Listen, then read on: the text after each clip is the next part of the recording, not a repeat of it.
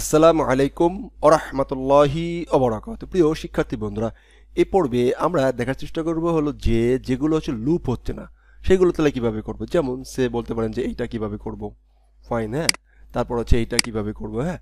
তারপরে হলো যে সে এটাখানে তো এই মেনুটা কিভাবে করব, এই মেনুগুলো কিভাবে করব, ওকে, লোগোটা কিভাবে করব, তারপরে এই যে সেকশনের উপরে যে হেডিংগুলো থাকে এইগুলো কিভাবে আমরা ডাইনামিক করব, রাইট। তাহলে এই সবগুলো মোটামুটি মেনু বাদে সিঙ্গেল ভ্যালু যেগুলো আছে, মেনুর একটা অপশন আছে আমরা বলবো, যেমন হচ্ছে এইগুলো কিভাবে করব, এইগুলো কিভাবে করব, এইগুলো কিভাবে করব, রাইট না, রাইট। এই আমরা যখন প্রিমিয়াম থিমে কাজ করেছি আমরা দেখেছি থিম অপশনের মাধ্যমে মূলত এই সেটিংগুলো করতে হয়। তাহলে এবার চলুন আমরা আমাদের থিমে একটা থিম অপশন রেডি করে ফেলবো। তো থিম অপশন রেডি করার জন্য আমরা অনেকগুলো ফ্রেমওয়ার্ক পেয়ে যাব। তো আমরা যদি একটু গুগলের কাছে সার্চ দেই, গুগলে বলি যে WordPress option framework, WORDPRE WordPress OP option FRE framework top list, okay. তো অপশন ফ্রেমওয়ার্কের টপ লিস্টের ভিতরে কি কি আছে সেগুলো আমরা একটু চেক করব। তো ওকে, দেখতেছি কি কি আসতেছে, ফাইন। এতগুলো টপ লিস্টে আছে, 10টা টপ লিস্টে আছে। আমরা একটু এখানে একটু চেক ডাউন করি কি কি আছে। তো এই টপ লিস্টের ভিতরে যদি আমরা যাই, রিডাক্স পাচ্ছি, ফাইন। রিডাক্স আছে 10 নম্বরে একটা টপ লিস্টের ভিতরে রিডাক্স আছে। এগুলো অপশন ফ্রেমওয়ার্কে নিয়েছে, তাই না, ফাইন। আমরা আর একটা মোটামুটি খুব পপুলার ছিল, আমরা রিডাক্সটাও দেখবো, সমস্যা নেই, রিডাক্সটাও দেখবো। আরেকটা ছিল হচ্ছে পপুলার হচ্ছে কোড স্টার, ওকে। তো কোড স্টারটা টপ লেভেল থেকে সরে যাওয়ার কিছু কারণ, সেটা হলো যে ওরা প্রথমে প্রচুর পরিমাণে ফ্রি দিছিল, এরপরে পেইড করে ফেলাইছে। তো ম্যাক্সিমাম পেইড করার কারণে মোটামুটি আবার টপ লিস্ট থেকে সরে গেছে। আবার এই ব্লগগুলোও কিন্তু আমাদের মতন করে। তো যাই হোক, আমরা এখন একটা অপশন ফ্রেমওয়ার্ক শিখবো, সেটা হলো হচ্ছে কোড স্টার। তো আসলে যারা আসলে প্রিমিয়াম থিম নিয়ে কাজ করে বা প্রিমিয়াম থিম ডেভেলপমেন্ট করে তারা এই কোড স্টারটা কিনে নেয়, কোড স্টার ফ্রিটা একটা ভার্সনটা কিনে নেয়, লাইসেন্স কিনে নেয়, কিনে নিয়ে তারা হচ্ছে তাদের থিমে রেডিমেড কাজ করে। তো সেই জন্য যারা আসলে আমি যতটুকু জানি বা আমি কথা বলে শুনেছি, তো সেটা হলো যারা থিম ফরেস্ট নিয়ে কাজ করে বা প্রোডাক্ট বেস কাজ করে তাদের জন্য মূলত কোড স্টারটা খুব বেশি তারা ইউজ করে, ওকে। তো এই ফ্রিটা খুব বেশি তারা কম ইউজ করে, ওকে। তো আমরা এই কোড স্টার রিডাক্সটাও দেখবো এবং হচ্ছে যে কোড স্টারটা দেখবো, যেহেতু আমরা আসলে দিন শেষে আমাদের কোড স্টারটা খুব বেশি কাজে লাগবে বা কাজ করতে হবে। তো সেই জন্য কোড স্টারটা এই পর্বে আমি কোড স্টারটা দেখানোর চেষ্টা করব। তাহলে চলুন কোড স্টার কীভাবে দেখতে হয় সেটা আমরা কাজ করি। তো আমরা জাস্ট গুগলের কাছে যাবো, লিখবো code star, code star, start, okay, star framework, FRE frame, FRAME frame, or code star, code framework, code star framework, fine. এখন আমরা এইখানে যদি যাই, এর ডকুমেন্টেশনে যাই, তাহলে দেখতে পারবো যে কি অবস্থা। কি দেখেন, সুন্দর বলতে get premium version, free download free version, okay. তাহলে আমরা এর ডাউনলোড ফ্রি ভার্সনটাকে ডাউনলোড করে নিব, ফ্রি ভার্সনটাকে আপাতত আমরা ডাউনলোড করে নিব, রাইট, ওকে, ফাইন। ফ্রি ভার্সনটাকে ডাউনলোড করে নিব।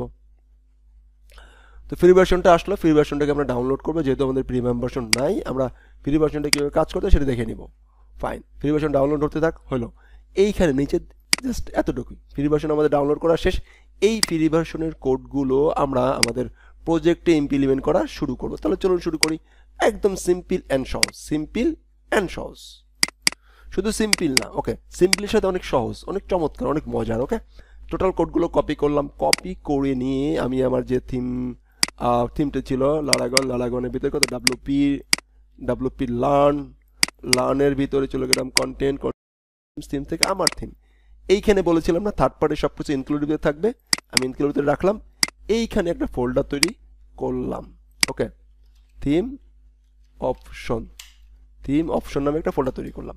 সেই ফোল্ডারের ভিতরে আমি কোড স্টারের সব কোডগুলো রেখে দিলাম। দ্যাটস ইট, আমার কাজ শেষ, ইনস্টলেশন শেষ। বাট এইখান যে আমি ইনস্টল করেছি সেই জিনিসটা সে কোথায় রেকর্ড করে রাখতে হয়, function.php-তে। তো চলুন আমাদের যে function.php-টা আছে সেই function.php-র কাছে আমরা চলে যাই।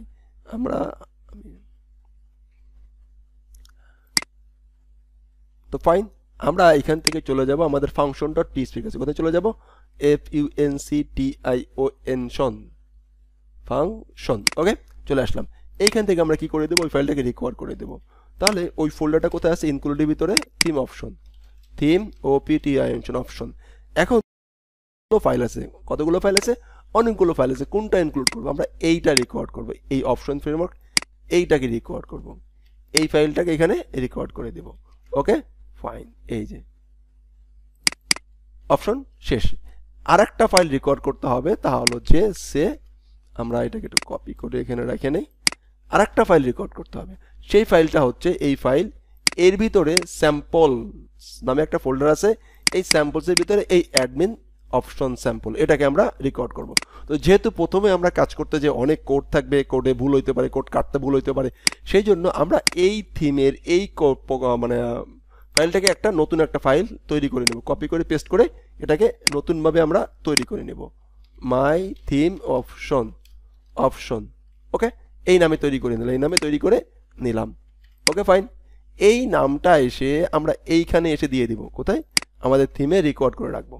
তাহলে আমি এখানে আমাদের এই থিমে রেকর্ড করে রাখলাম, বাট থিম অপশন তারপরে কিন্তু একটা ফোল্ডার আছে, SAMPLES স্যাম্পলস নামে একটা ফোল্ডার, সেই ফোল্ডারের ভিতরে এই ফাইলটা আছে। জাস্ট এতটুকু, এই দুইটা রেকর্ড করার সাথে সাথে আমাদের ইনস্টলমেন্ট প্রসেস শেষ। এখন যদি আমরা আমাদের ব্রাউজারে যাই এবং মেইন অ্যাডমিন প্যানেলে চলে যাই, তাহলে দেখতে পাবো যে এইখানে একটা থিম অপশন চলে আসছে। সুন্দর করে একটা অ্যালার্ট দিছে, কি অ্যালার্ট দিছে? ওপেন ফাইল, এই নামে সে কোনো ফাইল খুঁজে পাচ্ছে না, থিম অপশন নামে কোনো ফাইল খুঁজে পাচ্ছে না। কি বলতেছে? থিম অপশন, মাই থিম অপশন ডট পিএইচপি নামে কোনো ফাইল খুঁজে পাচ্ছে না। ওকে, না পাইলে আমার সমস্যা কি? তাহলে আমি দেখি কি সমস্যা। তো আমি এখান থেকে কোডে চলে যাই, কোডে যেয়ে আমার কোড কই, আমার কোড স্যাম্পল থিম অপশন। তো এই যে এখানে কি করছি, ডাবল পিএইচপি লিখেছি, ফাইন। ইরোরটা পড়তে হবে, ইরোর খাইলে আপনার মাথা গরম হয়ে যাবে না। ওকে, ইরোর লাইনটা পড়তে হবে, চেক করতে হবে কি অবস্থা। ওকে, এখন দেখেন এইখানে যে দেখে খেয়াল করেন, কোডস্টার ফ্রেমওয়ার্ক ডেমো চলে আসছে, সবকিছু চলে আসছে। দেখেন থিম অপশনের মতন কিন্তু চলে আসছে। প্রথমত আমরা এইটা চেঞ্জ করা শিখবো, এই যে এইটা কিভাবে চেঞ্জ করবো, এখানে লেখাটা কি চেঞ্জ করবো। আমার থিম অপশনটা কিভাবে লিখবো? তাহলে এখন আমি আমার প্রজেক্টরের ভিতরে যাব, যে ফাইলটা ওপেন করি, ইনক্লুডের ভিতরে থিম অপশনের ভিতরে কোথায় যাব? স্যাম্পলের ভিতরে যাব। স্যাম্পল আমার ফাইল কোডটা মাই থিম অপশন, এখানে ক্লিক করব। ক্লিক করার সাথে সাথে এইখানে দেখেন মেনু টাইটেল, মেনু সিলেক্ট ঠিকঠাক থাক, আমি মেনু টাইটেলটা চেঞ্জ করে দিই। এখানে লিখলাম যে থিম অপশনস, মাই থিম অপশনস কথাটা থাকলো। এখন যদি আমরা সুন্দর করে আমাদের ব্রাউজারে ফিরে আসি, ব্রাউজারে ফিরে এসে একটা রিলোড দেই, change my theme option, right. এর পরের পার্টে আমরা দেখব যে এইখান থেকে কিভাবে আমরা আমাদের জিনিসগুলো এখানে ডাইনামিক করে ফেলতে পারি খুবই সহজভাবে। তো নেক্সট পার্টে আমরা এখান থেকে ডাটা কিভাবে এখানে আনতে পারি সেই বিষয়টা দেখব। এই পার্টে শুধুমাত্র আপনারা চেক করে দেখবেন যে আপনাদের থিম অপশনটা আসছে কি না। এতটুকু ইনস্টল দিচ্ছেন, দুইটা ফাইল রেকর্ড করছেন। এখন যদি আমি সারমর্ম বলি, আমরা জাস্ট কোডস্টারে গেলাম, এখানে একটা গুগলিং সার্চ করলাম কোডস্টার ফ্রেমওয়ার্ক করে ওর মেইন সাইটে চলে গেলাম। মেইন সাইট থেকে তার ফ্রি ডাউনলোড ভার্সনটা ডাউনলোড করলাম। ডাউনলোড করে এইখান থেকে আমরা এই জিপ বাটনে ক্লিক করলাম। ক্লিক করে যে কোডটুকু নেমেছিল সেই কোডের থেকে সমস্ত কোডগুলো কপি করেছি। আমরা এখান থেকে এটাকে আনজিপ করেছি, আনজিপ করে কোডের ভিতর গিয়েছি, যে কোডগুলো ছিল সবগুলো কোডগুলো কপি করেছি, কপি করে আমার যে থিম ফাইলটি ছিল সেই থিম ফাইলের ভিতর গিয়েছি। সেই থিম ফাইলের একটা ফোল্ডার নিয়েছি ইনক্লুড নামে। অলরেডি যারা আপনার আমার সাথে কাজ শুরু করছেন তাদের এই নামে একটা ফোল্ডার আছে। এই ফাইলটা নিয়েছি এবং এখানে আর একটা ফোল্ডার করেছি, সেই ফোল্ডারের ভিতরে কোডগুলো পেস্ট করে দিয়েছি। অ্যান্ড তারপরে দুইটা ফাইল আমি কি করছি, দুইটা ফাইল এখানে আমি রেকর্ড করে দিয়েছি। একটা হচ্ছে এই থিম অপশন থেকে, একটা কি থিম অপশন থেকে কোডস্টার ফ্রেমওয়ার্ক এইটাকে রেকর্ড করেছি স্যাম্পল ফোল্ডারের ভিতরে। ওর একটা ফাইল ছিল, সেই ফাইলটাকে ডুপ্লিকেটটাকে রেখে দিয়েছি, কারণ ব্যাকআপ হিসাবে যদি কোনো ভুল টুল করে আবার এখান থেকে আমরা নিয়ে নিতে পারবো। এতটুকু আপনারা করে রাখবেন। আশা করছি আপনারা করে রাখছেন এবং কমেন্টে আপনি এতটুকু পেস্ট করবেন, এই যে এতটুকু পেস্ট করবেন যে আমি এটা করেছি। ওকে, যতটুকু করেছেন ততটুকু করেছেন, কি করেছেন এটা ডিটেলস লিখে আপনি কমেন্ট করবেন।